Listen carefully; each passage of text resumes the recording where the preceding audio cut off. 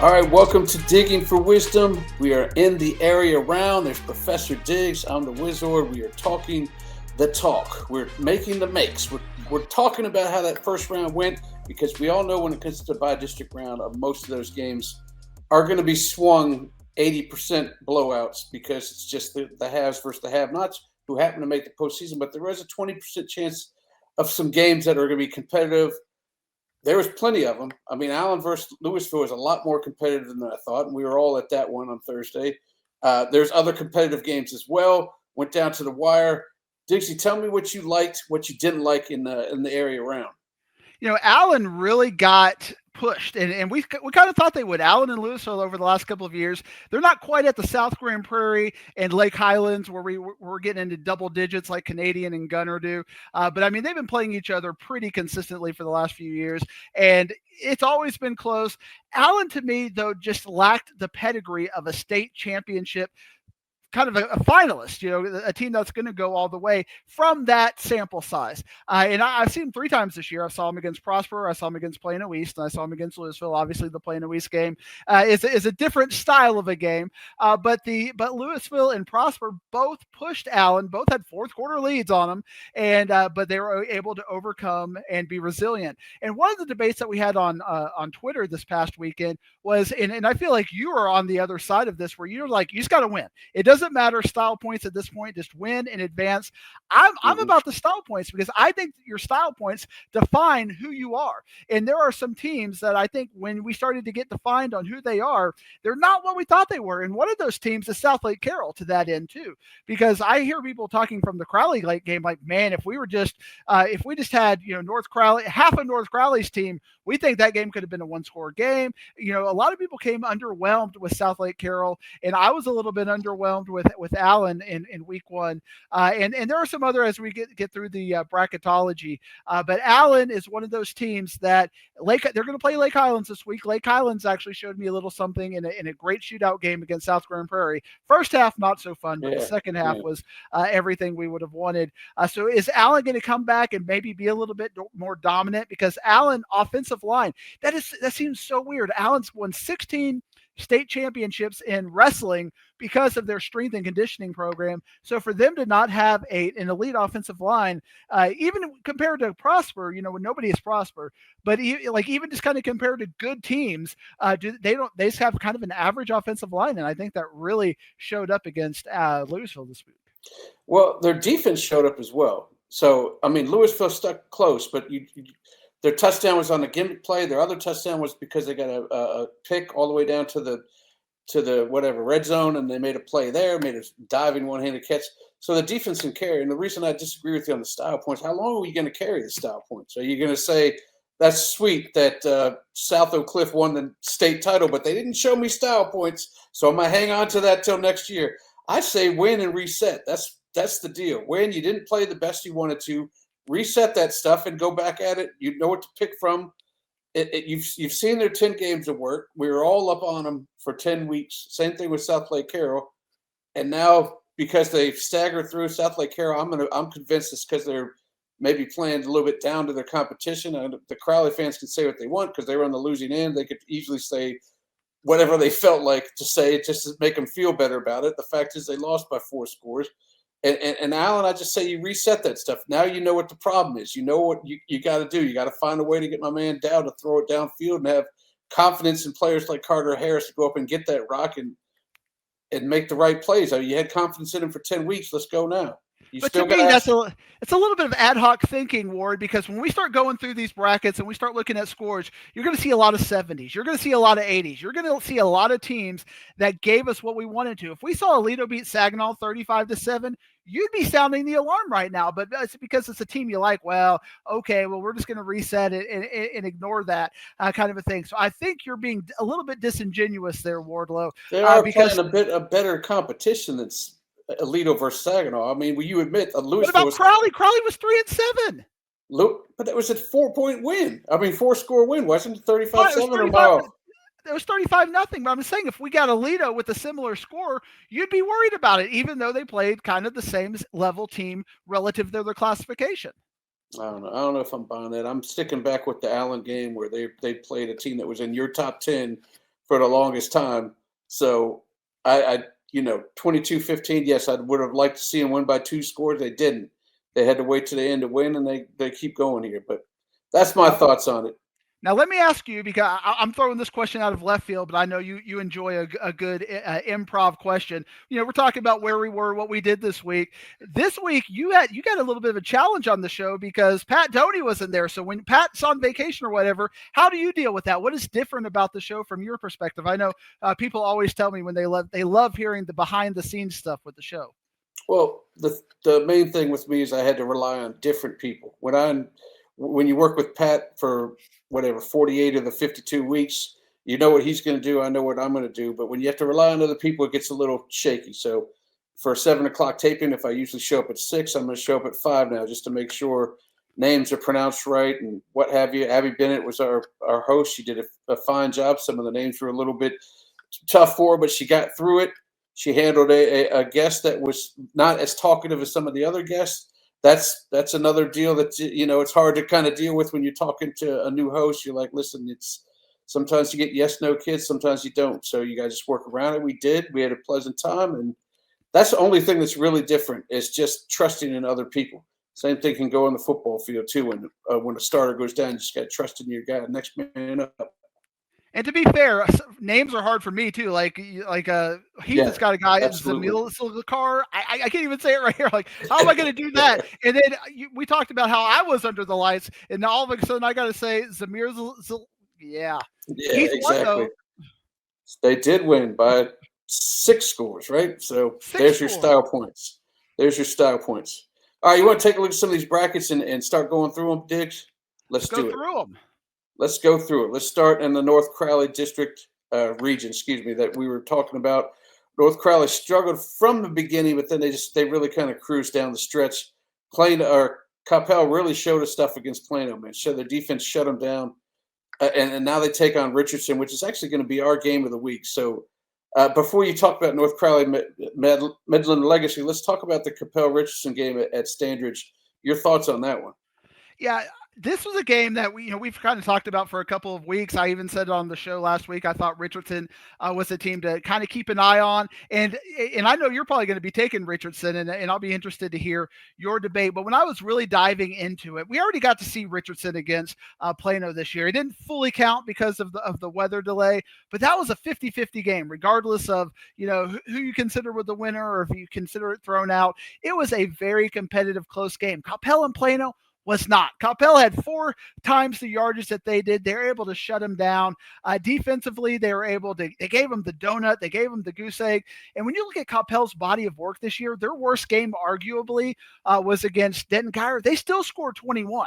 And when Richardson's been playing the good teams, and when they've been playing Lake Highlands and Jesuit and Plano and Lakeview Centennial, they struggle to get past 21. So I'm wondering, how is Richardson going to finally win a game against a good team when they're going to have to get 28-35? It's kind of my Frisco Reedy issue that I have with them, that I think because their defense is so good, but can their offense with QB2 get to that next level and get to the 28? And I just don't think they're going to be able to do it. And that's kind of the same problem I have with Richardson. Last year, when we were talking about Richardson and Allen in the second round, I think Richardson was just happy to be there. They got beat by 7 scores and moved on.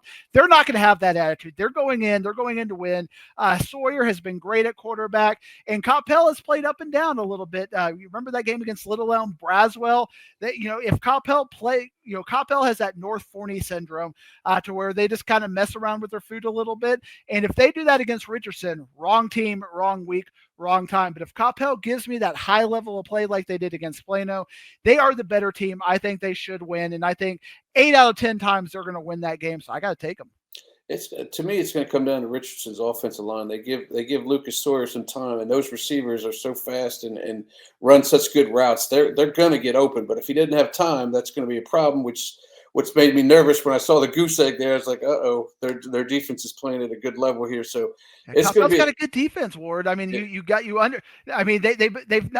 looked bad against Tiburon and some really good offenses, but when it's been time to play, they played well. And can Richardson get 4 touchdowns against a really good defense? Right. They haven't shown me they can, but I guess you think they can. I think they can. I think it'll be a close game at least. My thing about Richardson, which we didn't talk about, things that we liked last week. How about the 7-6A sweep there? I didn't expect a 7-6A sweep over 8-6A, but they took care of business for sure, in mighty impressive ways too. Yeah, this is what it's a year old, year in, year out argument. We have too many teams first round, and there are a lot of blowouts in the first round, especially when we get to the lower classifications. You're going to see them left and right. But you know what? We also have some sweeps. We had 7-6A, we had 7-4A, we had 10-6A. All took care of business. And I would even say if we went 5 deep in some of those districts, they would continue to win in the first round as well. So because the UIL does regionally based brackets where you just kind of take the area teams, I think you got to have the 4 teams because sometimes you got some really good areas and sometimes you don't. And they get taken out of the first round, and usually with those style points that I was talking about. Let's talk about North Crowley and Midland Legacy, since that's one of the lone Saturday games up on the schedule out there in Shotwell. Your thoughts on that one? Is it a deal where North Crowley's waiting to get back to Coppell again? Yeah, Midland. We already saw what Midland Legacy has done against DFW area teams. It's not going to be pretty. Midland Legacy gave up 42 to El Paso Franklin. North Crowley's going to be able to name their score. It's going to look more like district play. Keller gave them a little bit of a tussle, though. And again, that makes me worried. But, we talk about teams I'm worried about. I'm worried about North Crowley. I'm worried about Duncanville. I'm worried about Allen. Somebody's still got to get out of those brackets. So, right. Kind of a flawed team compared to last year is going to survive and advance. So that kind of actually makes it to your point. But at the same time, somebody has an opportunity to step up, step out, and kind of take control over this region because it is so parity driven. I'm looking to see who's going to be. All right, let's move down to the lower section there where we have the Allen Regional, which I was nervous that you're going to make them lose their name there because they didn't impress you so much, but they're taking on Lake Highlands. And then at the top half, how about you expected a 44-41 game? It's close to what you said. I don't think you thought Lake Ridge was going to beat Trinity.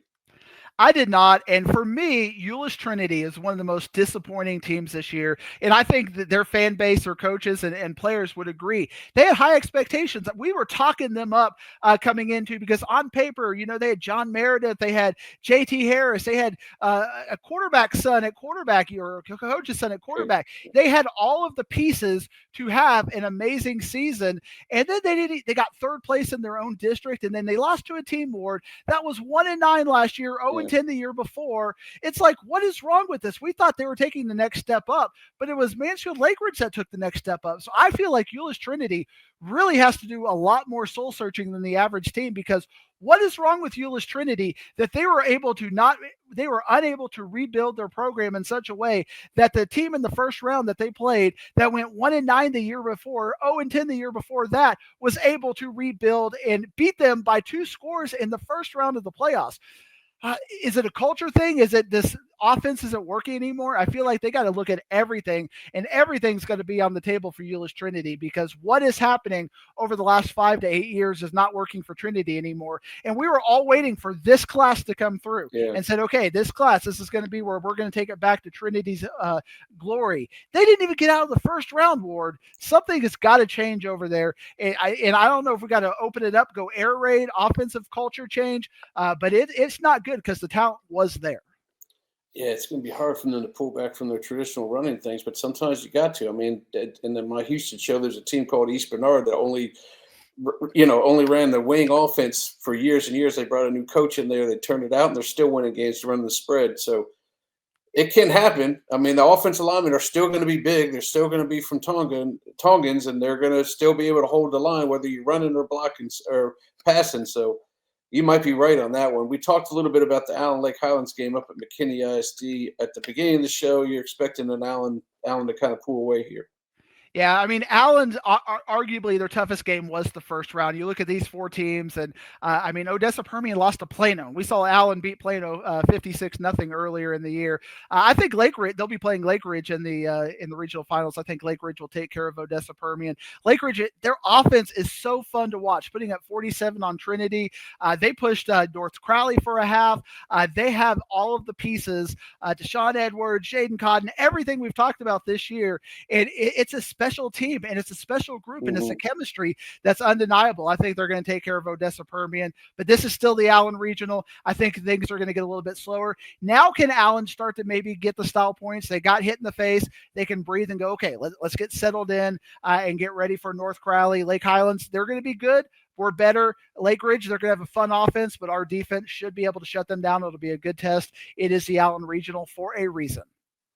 By the way, if you're a DFW high school football fan and you're looking for a destination, Abilene seems to be the destination this week because Arlington Heights plays Thursday. You got a doubleheader with Lake Ridge playing first and Walnut Grove at night, and then you got an Abilene game on Saturday. So take in the. Do they flip what? I thought I saw that Walnut Grove was playing the early game, but they could have. Yeah. You're right. They are 3. Sorry, they're at the early game. Lake Ridge is the late game, and then you can take in the sights of Abilene Thursday night and Friday, or Saturday early, and then get to another one. All right, let's move to the lower half, the Duncanville Regional, and we have questions about Duncanville, and our questions start and probably end with what's going on at the quarterback position. You have any answers for me, Diggs? I do not, and they're even asking the question in the way that only the Dallas Morning News can. I mean, they have it in big articles. We asked Samples why Maximus Stinson was not playing, and he refused to answer. And the only thing I'm getting is that they just think that the quarterback they have is better than Denson right now, but they're not going to go out and publicly say that. So they're going to just kind of give us that. Just the unknown, like, well, it's just the way it is. So, I mean, if that's how they feel that this quarterback is giving them a better chance to win, it's not coming across in the scores for sure. And Rockwall Heath is able to score on just about anyone. You remember the 56-55 games against North Forney earlier this year, but the one time they did get shut down this year was against Longview. A really good defense was able to shut them down. Rockwall Heath, it's like they're impressive in a way to where when they're better than you, it looks great. But when your defense, they're playing a good defense, kind of like the Longview situation, and Prosper, when I saw them earlier this year, they just can't do anything. And I think that's where Duncanville is going to shine. I think Duncanville, as long as they're able to put up 28, I don't think Rockwall Heath is going to have a big offensive output against Duncanville. They're going to do a couple of things at special teams. Rockwall Heath is just so well coached and so efficient in so many ways. So if Duncanville is trying to figure out their identity, they're still trying to figure out their quarterback situation.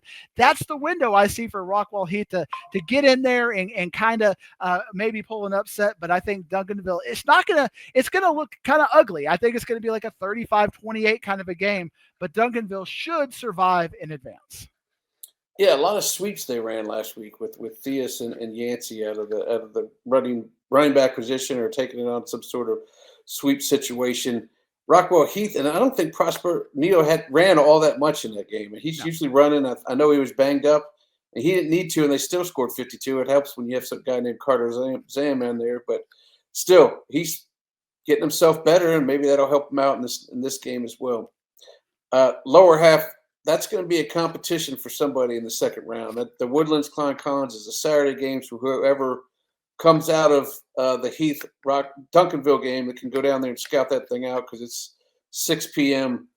Down there in the Houston area. But both of those teams are quality teams. Klein Collins plays, and you won't see it on this score because it's 37-27. But they play terrific defense, and that would be a problem if you don't have your quarterback situation figured out. Now, can you give us an equivalent DFW area team, not necessarily in style, but in quality? Like if you said Woodlands and Klein Collins are both good. Are we kind of talking about Coppell good, kind of teams? Or Yes, I think that's Coppell good for Klein Collins, maybe a step above, but they play that kind of rugged offense. They play tremendous defense, and then they'll smack you in the mouth on offense. They have an offense. They have a quarterback like who's that TCU quarterback? Mac Dugan, like him. He's actually going to.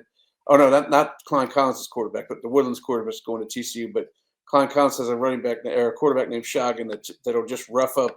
He enjoys the contact, and he's kind of a thick. It's kind of their mold down there. They have a mold of a quarterback. They like him thick, looking like a linebacker, and it can bust you in the mouth whenever they want to. They got by Bridgeland, who struggled down the stretch, so that's not too surprising. And then Aldine Davis's District 14 6A is very similar to a 9-6A here. You're going to roll through them, and that's exactly what the Woodlands did. So, yeah, You have a better memory than I do when it comes to this, but was it a couple years ago when the Woodlands actually played Duncanville? Yes, it was last year. Pretty good. Last year, okay. It was actually last year. They played them in Waco, and that was tight for 3 quarters until Decorian Moore and Keelan Russell. I don't know if they have a Keelan Russell type guy. Well, we know they don't. So that's going to be a problem if they go 4 quarters with the Woodlands or Klein Collins in that manner. All right, let's move down to the North Forney part. It's funny we call this North Forney because I have a feeling you're going to tell me they might not beat Wax. Once I really kind of dug into it, I'm very concerned about North Forney. They had 6 games this year, Ward, where they just took a half off. And again, Saxe is one of those games. The game, Mesquite, Tyler Legacy, Rockwall Heath, Longview, Rockwall, and Saxe, they basically played 1/2 games. Then when I started to kind of dig into, okay, well, what about the Waxahachie side? When Waxahachie plays a really elite level offense, they'll give up some points. They got a really good defense, but Duncanville was able to get 27. DeSoto was able to get 40 on them. Horn got 20 and Lancaster got 21. But Ward, they have a common opponent. They both played Forney this year. Both of the scores were about similar, but when you kind of dig a little deeper into those games, Waxahachie dominated Forney. I mean, they put 500 yards on them. They held them to 230, whereas the North Forney game, it was like 380, 350. It wasn't a dominant sort of a game. And the one thing I keep talking about with Legend Bay and the quarterback situation with them is, can they come back if they got to throw the ball? Because this year it's been even when they've had to come back in the second half, they had enough time to where they could do it with the running game. They didn't have to run a 2-minute drill to try to get a late situation, because quarterback game has not been the passing game. Quarterback, Legend Bay, he's an all-world talent, but can he go use his arm to get them down the field at this stage of his development? And I don't know if they have the wide receivers for that. I don't know if they have the offensive philosophy for that.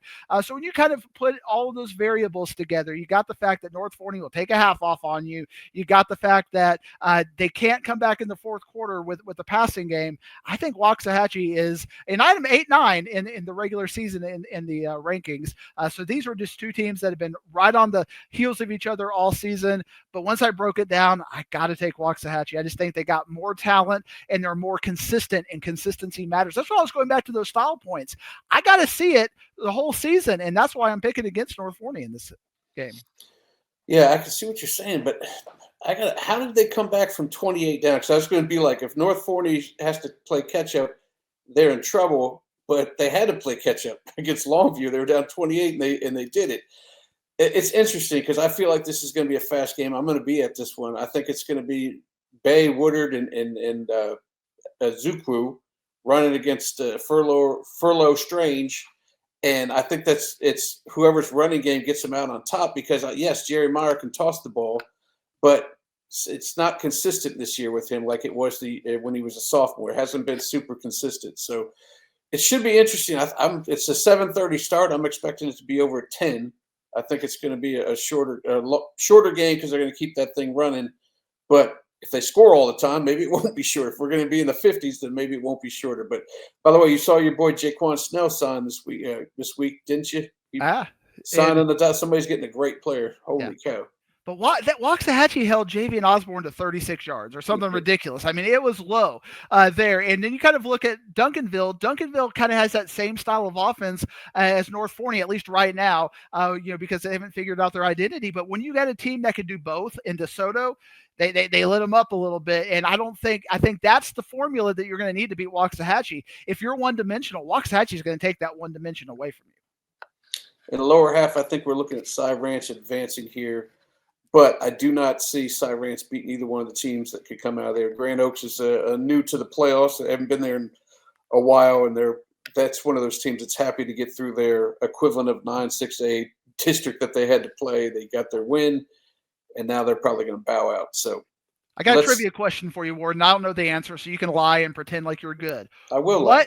What city, not ISD, what city is Grand Oaks in? It's Conroe.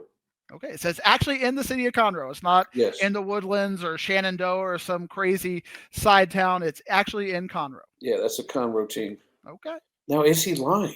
Who knows? He said I had I'll have to, the. He says I have the right to lie. So said it maybe I was a did. straight because No, they it's got Conroe all team. kinds of crazy city situations. It's like the Mansfield, Arlington, Timberview, but it's in to me, a lot of Houston kind of falls under that. So I was just curious.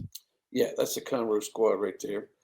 Let's move on to Division II. Denton Guyer had 0 problems with Rock Hill, but they turned him over like 4 times in that. That's why they got to name him there. And then we got another El Paso team getting through. We shocked that El Paso team's making it through the first round. Well, I don't feel like they're going to beat Byron Nelson.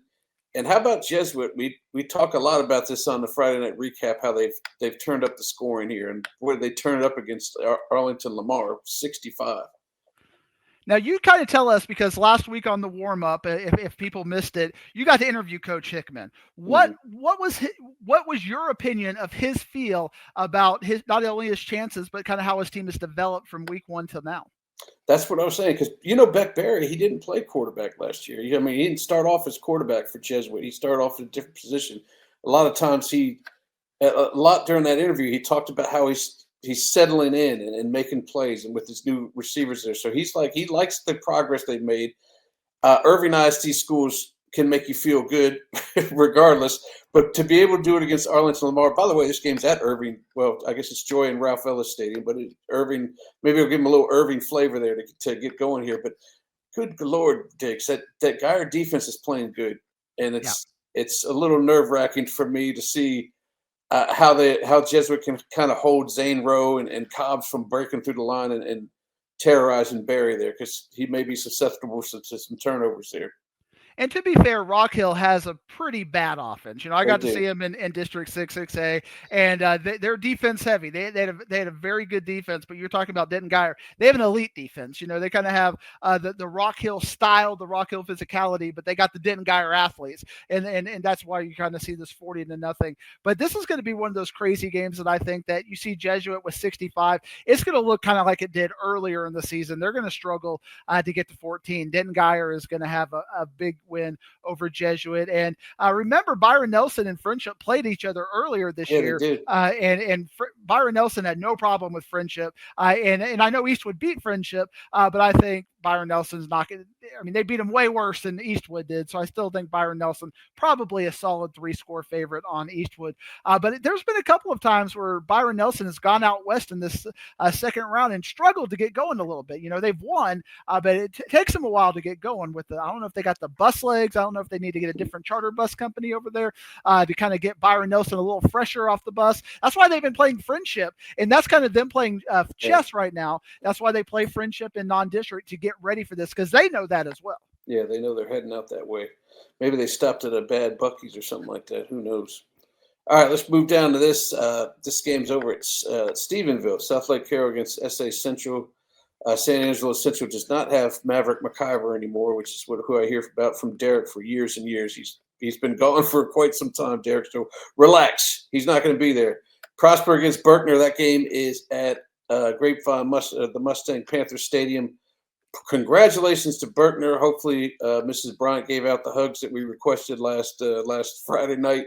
But they got a big win over Bowie, and they got their first. Coach Bryant got his first postseason win with Berkner as the head man. Now they're playing a Prosper team that is red hot offensively. They're scorching hot. Braden Imhoff, 500 yards, 8 touchdowns, 2.5 quarters.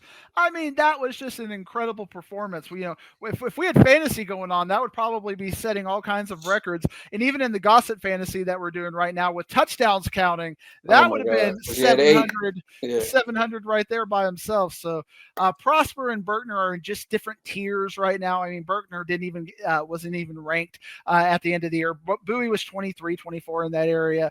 So Berkner had a very good win. It was still close. They had to hold on in the second half. But again, we've been asking Coach Bryant, give us the signature victory, and they did. And this is the second straight year that Richardson ISD is taking 3 teams to the second round. Now, can they take any of them to the third round? They got to take that next step. I don't see it. I think Richardson probably has the best chance of the 3 teams to take that step, but Prosper is just going to be too much. And again, this is why I'm talking about style points, Ward, because South Lake Carroll, that 4-6A is better than a lot of people give them credit for. To get through that district is not like getting getting through District 9-6A.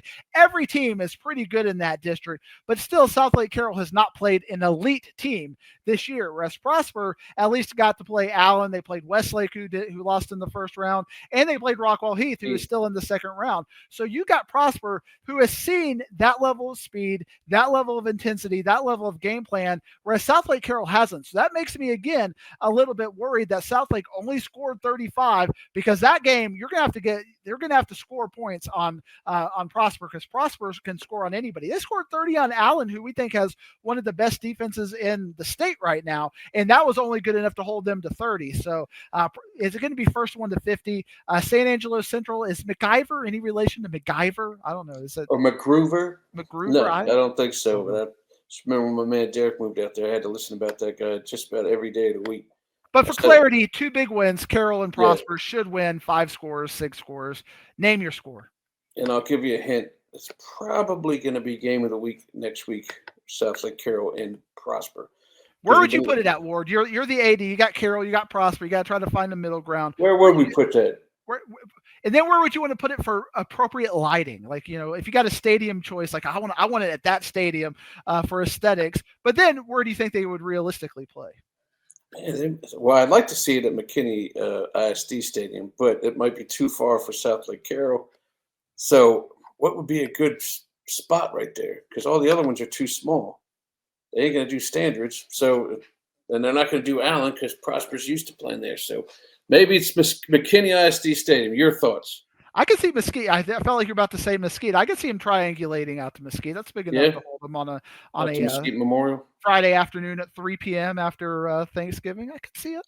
That'd be a sweet game. Looking forward to it. All right, we moved down to the Longview Regional, and to earn their name, they've got to go to Waco and beat DeSoto, who's playing some good football right now. They're playing some good offensive football. So Rod Baker, I believe you're hearing noises from him and his family about how good they're playing. And then I'll go down to the lower part first before I let you analyze the Longview game. That College Park, as I told you, is playing on a different level down there in Region 2. They're playing a Cy Lakes team that's very much like Richardson was last year. We thought they were just going to be happy to make the playoffs for the first time in school history. They decided to go ahead and upset Magnolia, and that is absolutely an upset. I don't think it lasts much longer. College Park should win that one and face the winner of the game that you're going to tell us who's going to win. Man, I've been going back and forth on this, and I mentioned in the warm up, which you can hear by sponsored by Cricket Wireless on Thursdays to get you warmed up for all of the games, because you only get 2 days of games pretty much in the Metroplex if you want to be in the Metroplex. Because for whatever reason, Saturday we're just like we're out on Saturdays until I guess Thanksgiving land. But one interesting statistic is DeSoto's never beat Longview. I mean, it seems so hard to think about it, and we'll say Plano East, it's been forever since they beat Allen. Well, yeah, it's nice. At least they have a win. Longview has literally never lost to DeSoto anytime, school history, 100+ years, 5-0 against them. And one thing we've talked about a lot is Coach Mathis is a genius. He is the master class at creating the chip. And last year, they were going off the state championship. They got way too confident in this game. There was the video out there where they were just, bring it sexy and all that stuff, and just were not mentally ready for Longview. And then they got hit in the face and could not recover. And now DeSoto's been hit. We know that Creekside game, which, I made the statistic on Twitter that since that game, Creekside, they had played 2 other games. Creekside has beat the rest of their opponents this year 464-10. So it's a situation where that's not, it's a bad loss. I'm not trying to diminish it, but they're playing one of the best teams in the nation on the road early in the season, who had a couple of games under their belt. So you can kind of forgive them a little bit for that. And then North Crowley, they're trying to still figure out what they are. DeSoto is still trying to figure out who they are, trying to deal with the injuries. But that was the game where the rise of Sir Rod Baker came into play. And then all of a sudden they destroy Waxahachie, but they got beat by Duncanville kind of convincingly as well. So there are still questions there. Longview this year has got 4 losses. All 4 of those losses were by 1-score games, 2 by 3, 1 by 1, 1 by 4. So Longview, just for whatever reason, and they haven't won any close games. All of their games have been kind of winning, going away, or they lose a close game. So that tells me that something about this mentality of Longview is that they're unable to win those close games. And when you kind of break into the box score, Johnny Hamilton this year, Mason Washington, they've been throwing the ball. That's not the Longview identity. Yeah. And I feel like DeSoto has got a little bit more of an identity with Sherrod Baker right now. You got Legend Hal. You got Booby Feaster. When you got Booby Feaster on the field, you have a chance to win. I just don't think Longview, given the fact that they can't win close games, they're going to have to blow out DeSoto. Can they blow out DeSoto? Look at that Rockwall Heath game. They can absolutely do it. But if it's close, and Mathis is going to manufacture the chip because everything is against them, this just finally tells me, this just speaks to me that DeSoto is going to figure this game out, and they're going to win this game. It's going to be close, but one-score game. Longview can't win them. Give me DeSoto to pull the upset and take that regional down. What's the name of that receiver at Longview we like, the young one? I forgot his name. Herndon. Yes, yeah. he's pretty nasty. I agree with you on that. I'm with you on that with DeSoto too. Keep that thing off a sloppy field. They don't do so well on sloppy fields. So if the rain's coming Thursday, let it stop Thursday so we can get this one in on a good field. All right, let's move to Region 2 here. On the other side, the Forney Regional. Forney game. I made a big stink about this in the Friday night recap. I don't like the fact they gave up 27 in Naaman Forest. Don't think it should happen, but it did. They did get the win though, so I got to stay by what I said. Forget style points, just win, right? Because Cedar Hill couldn't do it against Harker Heights. Cedar Hill, that game wasn't as close, or it wasn't as distant as the score looked. Harker Heights got up 28-0, 3 turnovers in the first half. You can't have 3 turnovers in the first half and win the game. Cedar Hill was able to make the defensive adjustments, shut them down in the second half. They didn't get anything. They got 2 scores, and they had 2 different drives in the red zone where if they could have converted those 2 drives, maybe they could have got to overtime and won that game. But both teams were right about 250 yards. It was just what I like to call a bowling shoe ugly game. But Harker Heights, you get +3 in the playoffs, you're going to win. They got +3 in the playoffs, and they won. Forney, there are some things there. One of their scores were late. Coach Fleener was texting me, telling me he was mad at you running your mouth about those foul points. He's like, look, Diggs, when we got our JV in the second half, if they give up a score, we use it as a growing experience, but it's okay. So, but at the same, I actually responded to him like defending you. I was a little snarky. I was like, Fleener, look at what happened every other game in 9-6A versus 10-6A. You gave up more points than the other 3 teams in your district did combined. So I am a little bit concerned about that. But hey, you're able to keep Javian Osborne. He was able to stay rested. He didn't have to do 37 carries like Cam Newton. So they kept him rested. I think they're going to dominate Harker Heights, and it'll be you to tell me, will they have an easy third round game, or are they going to get challenged? They won't. They will not have an easy round game. It's going to be a tough one with whoever comes out of it. It's one of many exciting Houston matchups down in the Houston this year. They got barn burners this week. Barn burners everywhere. This is one of them. Tomball, we talked about it, whether is it going to be regular Tomball or playoff Tomball. They started off by being playoff Tomball, but putting 56 behind this Jackson Fulton quarterback. This game's going to be up at New Caney, and the reason I really lean it to Willis, because Willis played them last year and beat them. They knocked off playoff Tomball. They got him again. And now Willis has the best player in the state with Jermaine Bishop, and they have a freshman quarterback that has already thrown for over 3,000 yards and 35 touchdowns. His name's Lincoln Frazier. Yes, he's young. He's thrown in the spotlight, but that's a tough district with the Woodlands and College Park. And granted they lost to College Park, but he's been able to complete passes and go downfield deep against the big dogs. I feel like they're going to do it here against Tomball as well. So I'm saying Willis, but I would not be surprised if Tomball is the team. Either one that makes it is going to be a great game against Forney. I was looking for an adjective. I couldn't find it, so we'll go with great. A great game against Forney wherever they play it. Maybe they'll play that in Baylor in some sort of triple header type deal that they sometimes do after Thanksgiving.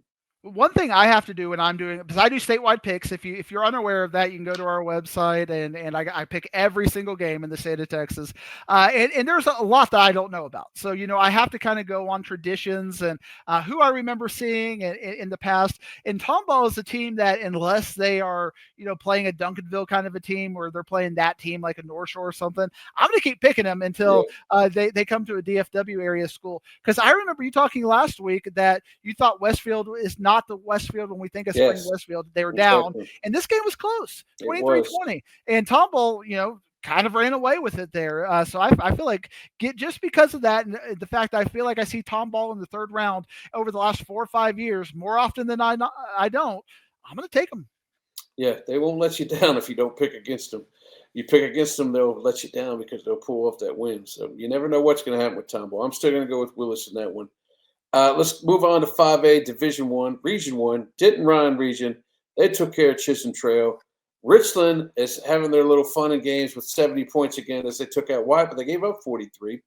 Your thoughts against the El Paso team and Abilene, who put up 84 points, trying to the chances of them getting even 1/4 of that against Denton Ryan seems odd, but you tell me. Like I said, look at these scores. I mean, we had a 77-76 game, but to kind of let you know, Richland fans, that El Dorado team that got 76 put up on them, Amarillo was 2-8. So they're now 2-9. So a 2-8 team put up 76 points on El Dorado. And that same Amarillo team that was also 2-8, Abilene fans, almost beat Abilene. That was a 24-21 game. So I don't think Denton Ryan has too much to be concerned about. I just don't think those West Texas teams are going to be competitive this year anyway. Richland, El Dorado, it feels like Richland will play bad defense against good offenses, and El Dorado clearly, no matter who you put it up against, if you can score 11 touchdowns, you got a good enough offense to where I think this is going to get a shootout. But I think El Dorado is probably kind of like Wyatt as far as team quality. So Richland's probably going to need to score 70 again, but I think we're going to get Richland Denton Ryan rematch again in the third round of the playoffs, just like last year. It's just all shaping up, Ward. We can just cut and paste everything from last year because it looks just the same. It looks just the same, doesn't it? Probably going to look the same here in the Aledo region because they got your boys from Tascosa. And then you predicted it, and I fell in line with you. Arlington Heights with the win, a close one, a good game against Brewer. They attacked on a late touchdown, and they got their victory. Now they're heading out to Abilene to take on Lubbock Monterey. For as hard as we are on teams and certain situations, not only am I proud of Arlington Heights, but I just want to give Fort Worth ISD a shout out because they got Eastern Hills winning over Kennedale. So that's two teams. That's more than Dallas at this point. If you had the trivia question, who's got more teams in the playoffs, Dallas or Fort Worth ISD? Obviously, SOC is the centerpiece. They are that team. But hey, with what Fort Worth ISD has to work with to have two teams in the second round of the playoffs, we give that athletic crew over there a shout out. That's fantastic. Proud of you. And I think Arlington Heights is going to get to the third round. I think they're going to upset Lubbock Monterey because Monterey is in a district to where they give up a lot of points. And that's the style that Arlington Heights needs. If they had to play a top tier defense, that's where it's going to get shut down. But because they got Carson James, they can kind of limit the game. I think it's going to be another shootout, kind of like this Brewer game was. But they showed me in the fourth quarter, they had that moxie to take care of business. I like Arlington Heights. It's going to end there. Aledo is just that good. Yeah. And I got to share a little frustration with Aledo. I don't have much bad to say about Aledo, but that game was 77-12 with just a couple of minutes left in the game. You know what I picked, Ward? I picked Aledo to win by 65. That's not a common number. I did the analysis, Ward. I did all of the work, and those dang coaches over there saw that and like, well, we're in field goal range. We're not going to take a knee. We got to get our field goal kicker. I'm not talking about anything about the running up or whatever. I'm talking about at an ego level. Let me win by 65. Give it to Diggsy. Just give it to me. Come on. Yeah, that would have been nice. You would have you would have impressed that Frisco Emerson guy that used to be like, how does he keep doing this? He would have impressed him big time. By the way, looking at those, impresses you too. By the way, Ward. It does. I gave you your props for sure when we were standing up there in Wiley. And watching those Arlington Heights, man, I finally found a comp in my head for Carson James. Man, he looks like Christian Okoye if I've ever seen it. He is a big, bruising guy that's bruising in weight, and he may be a little bit shorter, but I wouldn't want to try to tackle him. And nobody else really wants to either, for that matter. All right, let's go to Region 2. Frisco Lone Star lost their coin flip, so they're heading to Georgetown. And West Mesquite, they played around with Frisco, but they ended up getting that win. So kudos for them to get in the win and not letting that district get swept out. Midlothian taking out East View. Your thoughts on West Mesquite and Midlothian first, and then we'll go to the big dog up there at the top. Yeah, I'm disappointed in West Mesquite because I guess their district they kind of got that Irving glaze where they started playing better teams, and even within that district, the Newman Smiths and Creekview, they looked good against those teams. But then when they had to play a kind of a team from out of their district, they didn't look so good, and they kind of looked like the team that lost to Princeton earlier in the year. So I'm a little disappointed. I think Midlothian is gonna just that triple option is going to they're so bruising. I was impressed with the offensive line of West Mesquite, but Midlothian is that next level of that. I think Midlothian is just going to name their score. I mean, it's not going to be an 80-40 kind of a blowout, but I think they're going to win kind of similar to Eastview, kind of a 35-14 kind of a game, that 35-16 depending on the way things shake out in there. I just think Midlothian's got too much, and they can throw the ball if they need it. Yeah. So like we saw against Highland Park, where if you try to load up the box and shut it down, they got receivers that can take care of business there. So West Mesquite, I just think, has too much with that system. I really like Midlothian take care of business. And Midlothian's not scared of Lone Stars. We learned from last year. I was listening to you a little bit on the warm-up. Earlier in the weekend, we thought this game could seriously be on upset watch for Lone Star, but as you did some research on Georgetown's defense, you're not thinking the same, right?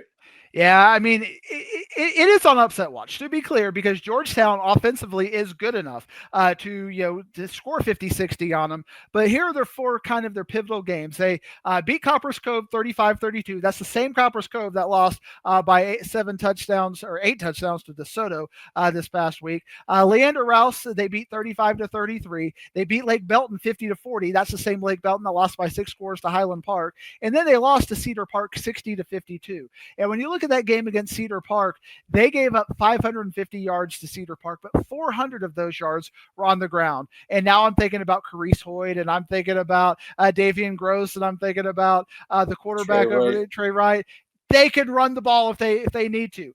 So I don't like the fact that that Georgetown can give up 400 yards on the ground like it's nothing, like it's a hot knife through butter. So even though it feels like it's against them, if Lone Star can just keep the turnovers at bay, keep them away, I think they should win the game in a shootout. But man, if they give up the turnovers like they did to Wakeland, Georgetown's offense is good enough. They got Jet Walker at running back who can make them pay for it. But Georgetown's defense is just so bad. I just can't see a world where in a shootout, Lone Star loses. Georgetown's got to find something defensively. And remember last year, Ward, Georgetown got up like 41-7 or something on Frisco Reedy and lost. Found a way to lose it. So, it's that their defense hasn't gotten better. And they unexpectedly lost to Cedar Park in the playoffs. Or in the regular season.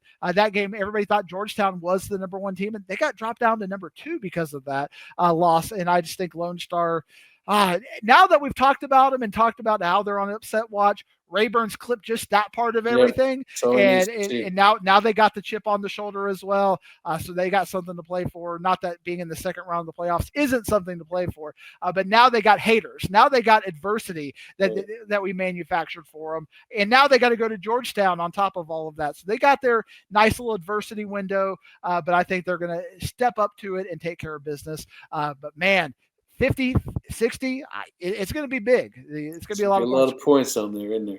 Hey, doesn't and Reedy plays Highland Park, but doesn't Reedy have a running back named Jet Walker as well? I feel like they do. Maybe at some point, but I don't remember. I thought it was this year. I thought there was somebody named Jet this year. Anyway, they're playing Highland Park.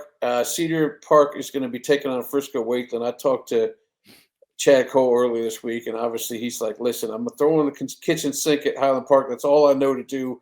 Matter of fact, I may go to other Frisco schools and borrow their kitchen sinks and throw them as well. They're going to try to do everything to not get hit with the Huckabuck, but I think the Huckabuck's going to get them there. The Scots are just playing at an offensive level that's going to be a little difficult. Reedy does play great defense, but with Lincoln Harn down, it's going to be difficult to even keep that thing close. That's the problem. If without Lincoln Harn, you would think it's just one player, next man up, and it's just different with him because he is such a talented athlete. He's basically like three positions at one because he can be a running back. He's kind of like Carice Hoyt is. You can put him at quarterback, you can put him at running back. If you needed to put him at receiver, he's that good. Kind of reminds me of our Captain America, Jackson Howard, over at Plano East, who in one game caught a touchdown, threw a touchdown, and ran a touchdown in because he's that level of player. So not having him is just horrible. And you could see that against Creekview. Creekview's defense has been giving up 50, 60 to really good offenses all year, and they only got 24 against them. Yeah, their defense was able to completely shut them down, but Highland Park's going to get at least 28 because, every year we talk about these elite offenses, and when they start to play the really good defenses like Prosper and Allen, they're still going to give up the 28 to 30. So you got to have an offense that can at least get to that level, and I just don't see this level of offense without their quarterback getting to the 28 level. So Highland Park is probably going to win, and then they're going to start pressing and doing onside kicks and even crazier things, and it's probably going to get away from them. I was going to say, if the kitchen sink means halfback options, double reverses, hook and ladders, all that kind of stuff, that's fine. It may get you 28 somehow, or 21, but somehow you're going to have to get to 38 or something to get the win, and that's just too much to ask for. What do you know about Cedar Park, and what does Frisco Wakeland got to do to get over that one? This is the style points conversation that we had because this is a team that should have beat Newman Smith significantly. I mean, they should have probably beat them. Last year they did, when they were playing the Creekview and when we had this by-district pairing, but they only beat them 28-12. And offensively, they only had like 280 yards. And it seems like over the last few weeks against just average to, kind of below average defenses, they have not been performing at all. 13 against Lone Star. They got 14 against Reedy. Now 28 against Newman Smith. Cedar Park, as we talked about, though, their defense is absolutely horrible. You look at the Cedar Park John Tyler game, that was 50-43. They beat Tyler High by 7. They lost to Harker Heights by 17. So we have a little bit of area calibration. A couple of names to watch. You got Trey Samuel, Frost Hill. David Cooper is the quarterback over at Cedar Park. Lone Star got 270 yards on 22 carries against Frisco Wakeland. That to me says that Cedar Park is going to be able to run at will on the Wakeland defense. And if that's the case, that means we're getting into a shootout. Wakeland hasn't shown me the offense to get into that shootout. So I think Cedar Park with the matchups has this one. I think they're going to take care of business. Again, it's going to be a shootout, but Cedar Park wins a 7-14 kind of a point game. Interesting. All right, let's move on to 5A Division II, the Melissa Regional. Melissa took care of Colleyville Heritage. You swayed me away from going there. I didn't go there, and you were right there. There's your kudos. Are you happy I gave you an attaboy? You got one. And then Anna came from behind, not way behind, but they came from behind with a big second half to shut down Timberview. We beat them 35-25. What do you think about these teams' second-round opponents? They're going to win big. It's going to be comfortable. They're going to get some rest. And I lost my breath. I had like a visceral moment. I was reading Twitter when I was at the Wiley East, and Rockwell Heath game was getting away, so I was kind of keeping an eye on other scores. And Mike Roach wrote the tweet that Ziondre Williams has left the game to injury. And I was like, uh-oh. Like that's not good. No. But then next series, he's back. He's back. Like, oh, okay, woo. Collective sigh, because when you have a back injury, that's something you can't mess with. You're right. So back injuries are bad, but he was able, and given how durable he's been in this 3-year run that he's had, man, he has been amazing because you see so many players, in a 2 or 3 year cycle get hurt at least once. But Ziondre has been there, so I think they're going to both get a little bit of a break. But Melissa, Anna, that's going to be a fantastic 3rd round game. But both of these games should be like playing the equivalent of those Frisco ISD teams, where they're gonna get their big wins. Maybe not as big as the Frisco ISD teams, but they'll get big enough wins to where they're probably going to be playing JV players in the second half. I mentioned this on the recap, and since listening to your analysis, I'm going to mention it again. We talked a lot about Ziondre Williams, the most unsung dual threat quarterback in this North Texas is Brett Holloway over there at Melissa. He's doing things with his legs and arms. Very impressive stuff. In my eyes, he's extremely underrated. So watch out for that guy. All right, let's move on to the Argyle region. Argyle heads. I mean, that's another thing we talked about. Who shuts out a Todd Dodds squad, a Todd Dodds offense? I guess Argyle dudes. 56-0 in that one. They're going on to play Cooper. Walnut Grove struggled with Seguin a little bit in the first half as they did before, but it's when you give it to Cam Newton for 37 times a game or 37 to 47, he's going to make some plays for you at some point. So your thoughts on their next two opponents? Now, do you want to revisit the style points conversation? Because this is what I mean by it. Argyle, now that the playoffs have started, they went into a next level. You talked about the fact that this is a Todd Dodge team, a Lovejoy team that played Walnut Grove 29-26. Melissa and Anna got away from them a little bit. Emerson game was a little bit tighter. Argyle did something nobody did. Not even South Oak Cliff. South Oak Cliff was only beating Lovejoy 40-0 back in those games. This is an absolute dominant beginning to end offense, defense. These are why I talk about those style points, Ward. And I'd like to hear why this game means less to you than I the have Allen. a feeling you're not gonna you ain't gonna stop until I retract my statement, aren't you? I just want to know. First of all, I'm a little nervous about the culture at Lovejoy, regardless of who the coach is, because in the playoffs, there always seems to be a game, and I'm not saying that they did, but I do know against the when they played Sock those two times, you could see it in their eyes. It's a give up situation. I don't want to say that happened here, but when you score no points, it makes it seem like you maybe half butting it, whatever you want to call it, down the stretch because you're getting beat so badly.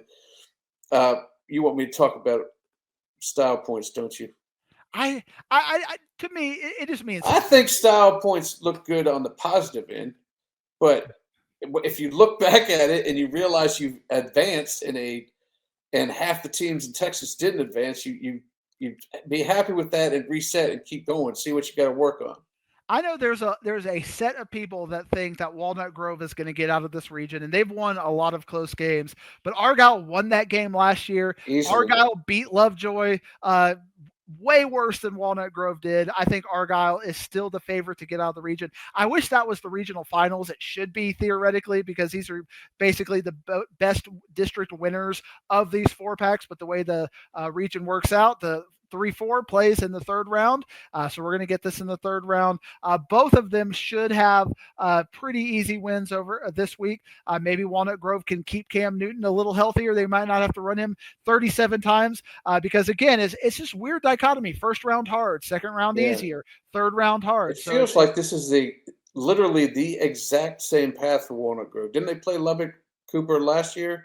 They played Lubbock somebody, and they obviously played Seguin in the first, and Argyle, I think, even played them on their home turf. I think they played them in Prosper and beat them. So that game, if that's true, they probably got to flip back to Argyle next year. So Argyle will have a playoff home game, which is Argyle is one of those rare home field advantages. So that might not have been good long-term planning if that was the case.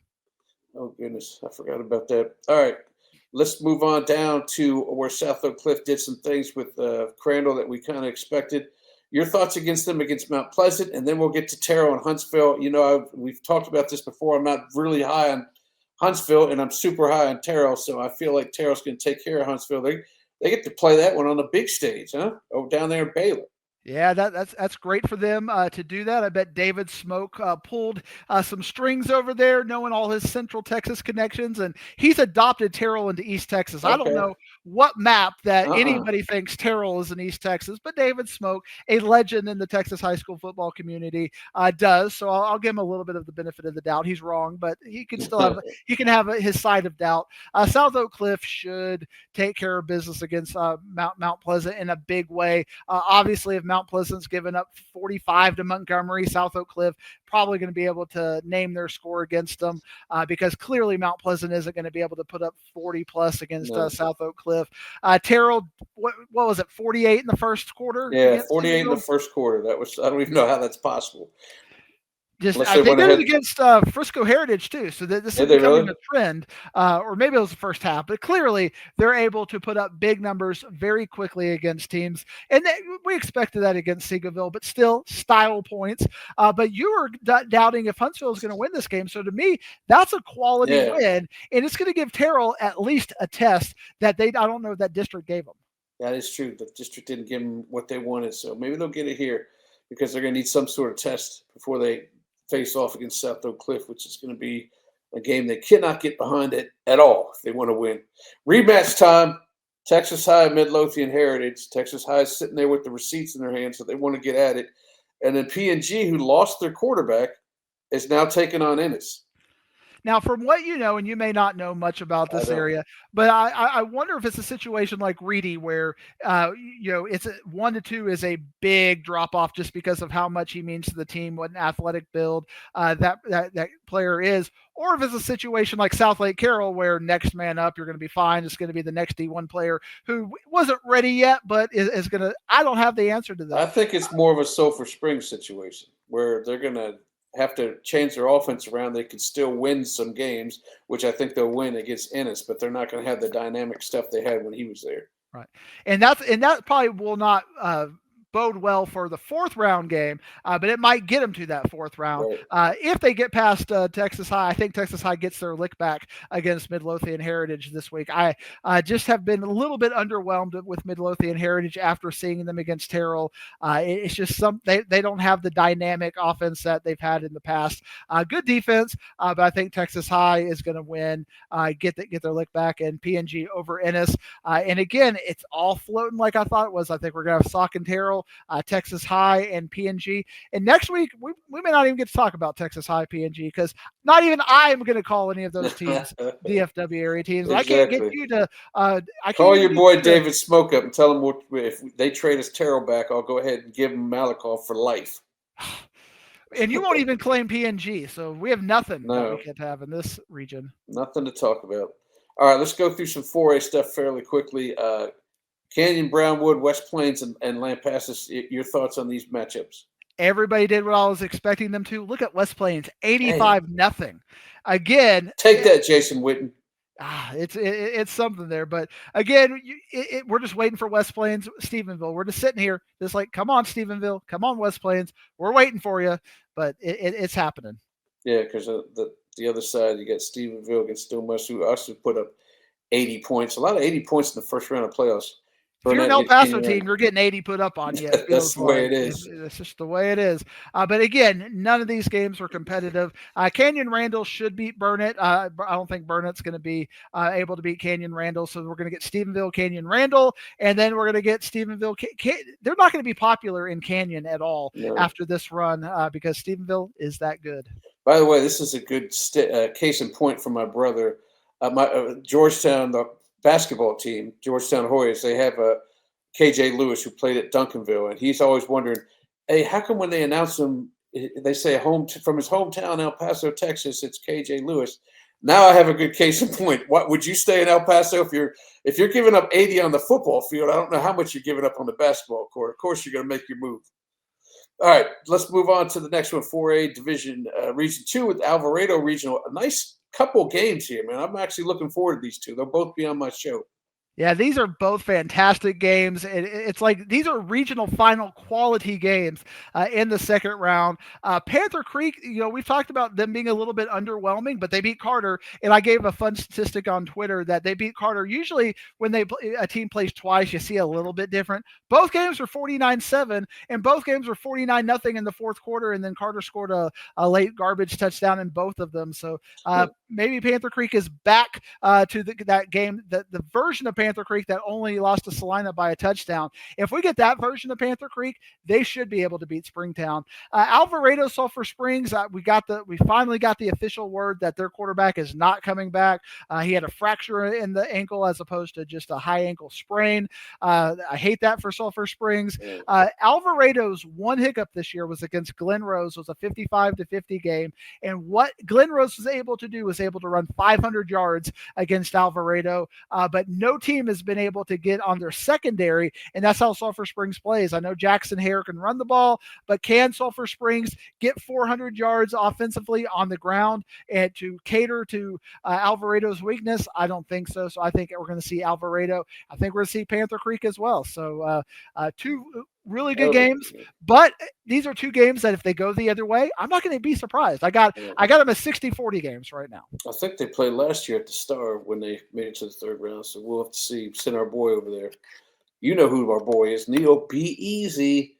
Eastern Hills, man. You call me up 10 years ago and tell me Eastern Hills is going to beat Kennedale, and I'll slap you across the face.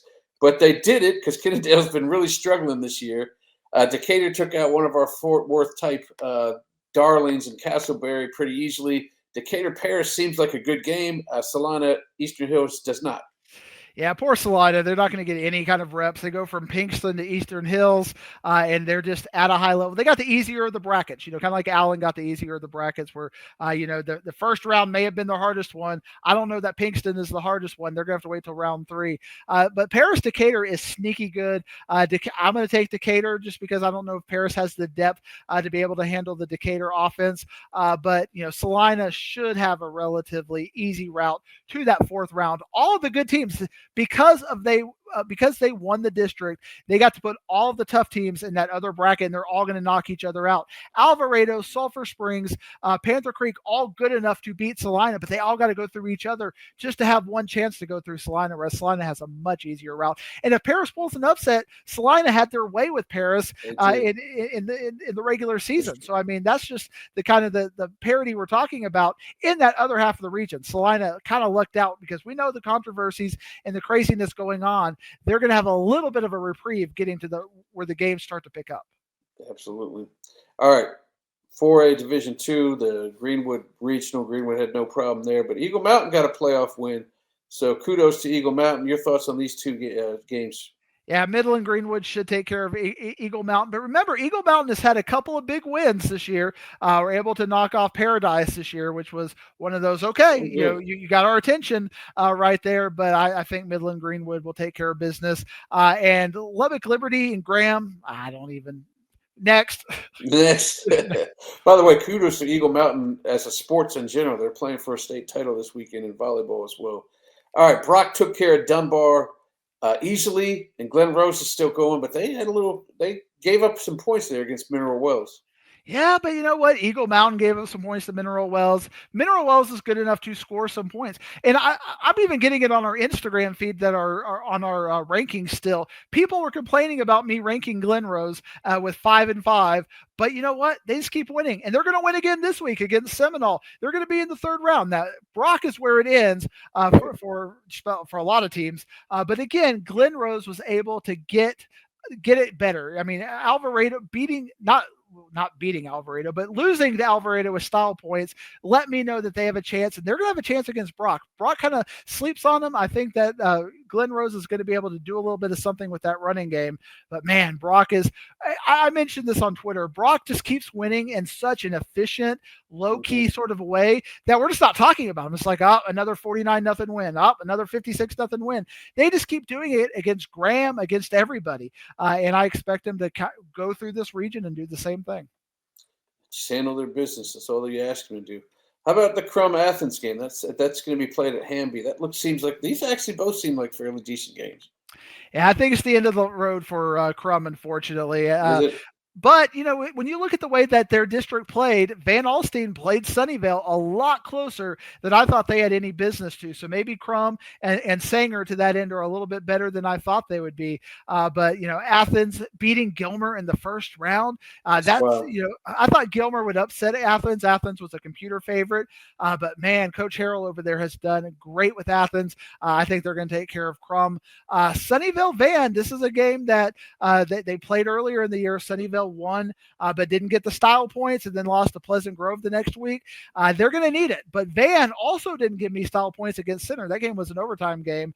So I think Sunnyvale has enough to beat Van, and I think they'll get out of this region, but I think they'll get out of this regional, but I don't think they're going to get out of this region because when you look at that next region, it's Carthage, it's Pleasant Grove, it's stop these teams. You can't. Pleasant Grove will beat Canton in a big way. Carthage is going to beat Sanger in a big way. We're all waiting for Pleasant Grove, Carthage. Triangulate that over here to the Star. I got your back. So throw that to the Star. You'll be there. Ward won't give you a camera crew, but I'll give you a tweet. I'll give him a tweet or two. All right, 3A Division 1, Region 1. Peaster is doing what Peaster's doing this year. You eyed up Pat Doney to this team, so now he's going to be watching every week because you told him on national TV, and by national I mean just North Texas, that Peaster is a dark horse, and they're doing dark horse things.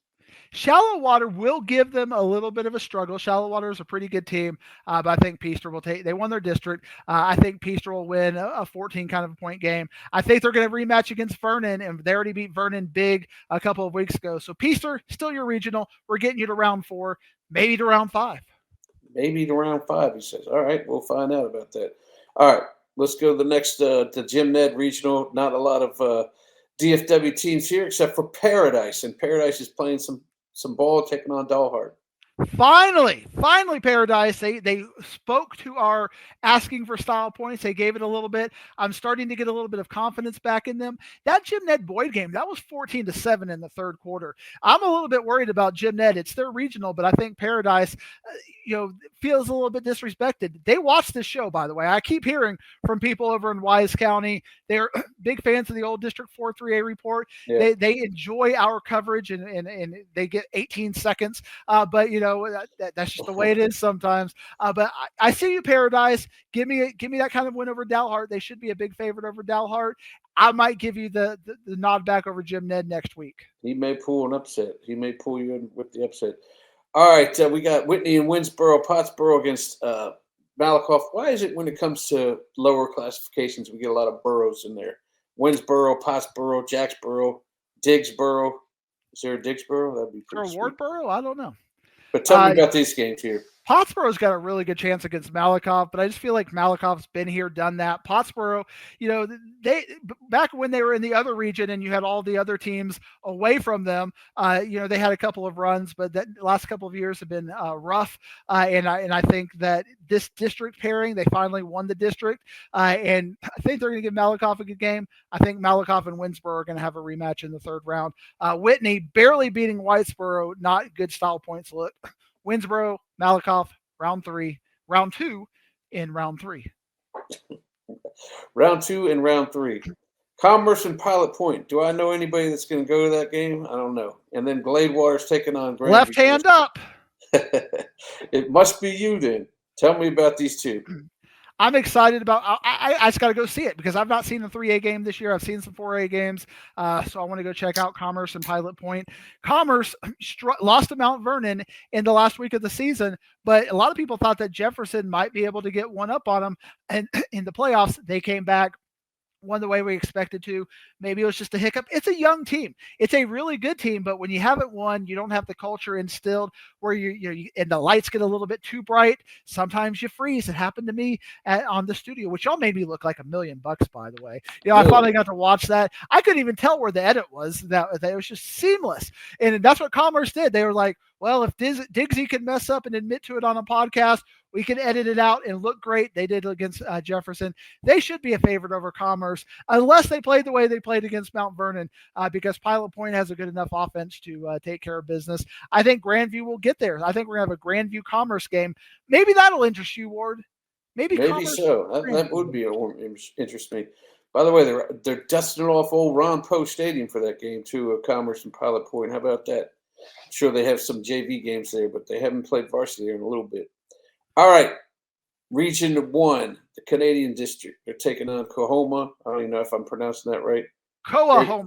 Coahoma. Sorry, I forgot that. You got to be like the Hawaii. If you got the 2 vowels, it's Coahoma. Gotcha. I forgot 4 all syllables, 7 letters, yeet. And how many L's?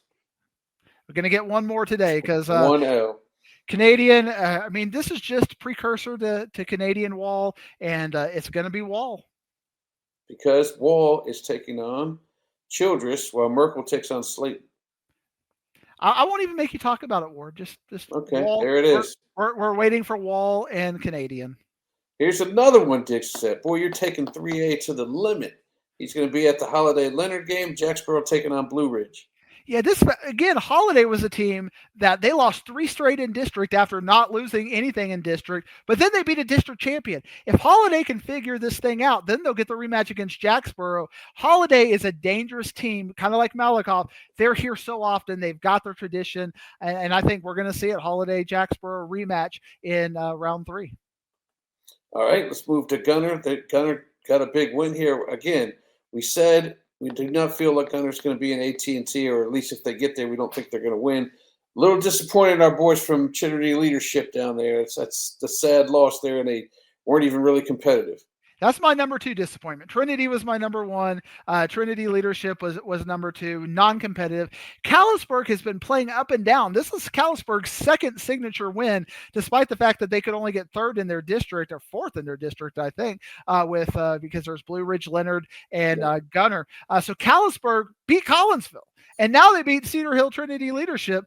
So they got a couple of big wins. Henrietta, I think their Callisburg is going to continue and get their rematch against Gunner. Gunner should take care of City View. But Callisburg is a nice story, getting in 4th place. We talk about these 4th place teams. This is why I'd have no problem again with getting that 4th place teams, because we're going to have several 4th place teams in the 3rd round of the playoffs, if not beyond. And deservedly so. We already talked about that game, so I don't even know why I brought that up. Sorry about that, Diggs. Can you ever forgive me? This is where we're the wrong way. I am scrolling the wrong way. It's upsetting you. It's a Gunner game. We're going to go down to 2A here real quick and talk about some 2A Division One. Of course, Corsicana Mildred with the big one. They're keeping on. And what do you think about their chances to make it to 3rd round? No? Nope. It's the Hamilton Regional for a reason. Watch out for Alvord. That's my current dark horse right now. Alvord keeps winning. They won that district with Tioga, Tom Bean, and whoever else is in that district. Wolf City. So they won that district. I mean, if you would have asked me, I thought it would have been Tioga, Wolf City playing for it. They ended up getting 4th in that district because Alvord just keeps winning. So maybe Alvord is the team to beat, and I'm misrepresenting them. But Hamilton, they got my vote for now. All right. Well, congrats to Corsicana Mildred for going that far. There's Tom Bean you're talking about. They're still in it. Frankston is the team in this district, and your thoughts on them against De Leon? Yeah, they should be comfortable wins from here on out. Tom Bean Axtell is the game to watch. I have to do a little bit more research, but I think I'll probably lean toward Tom Bean. All right, moving right along. Honey Grove taking on Joaquin. You said this was a rematch, right? Didn't that happen last year when you were at it? At the Star, and I was at it, and I called it, and I watched Honey Grove go down. So can they get their lick back? I would say yes. They're going to win this region. Elysian Field Garrison. Watch out for Garrison. They're a very good team. Mr. Garrison. All right, there's a winner. What's this all about down here? We don't know who won that game. We got a Z. I'm pretty sure Paul Pewitt won that game, but Paul Pewitt. But you have any analysis on these games? It is what it is. I got the regional is San Augustine. That's what I think about it. All right. I can't wait to get to Moonster because I want to talk Moonster stuff. But here's Lindsay, the team that's always giving you the business here, not getting you the wins you wanted. It is Collinsville's district. Is it going to be Collinsville Lindsay or Windthorst going to take care of it? I think Windthorst will beat Lindsay. I'm cheering for Lindsay, but Windthorst is that good. Windthorst may end up winning this regional because, again, they're showing me the style points, but I'm going to stick with my guys from Collinsville. But I would love to see a Collinsville-Lindsay. If Lindsay can figure it out, maybe they can get back to where I thought they could be when they beat Pilot Point. And here's Munster. They're taking on Wellington. They're looking to go for a repeat. Your thoughts on the rest of their road here in this region?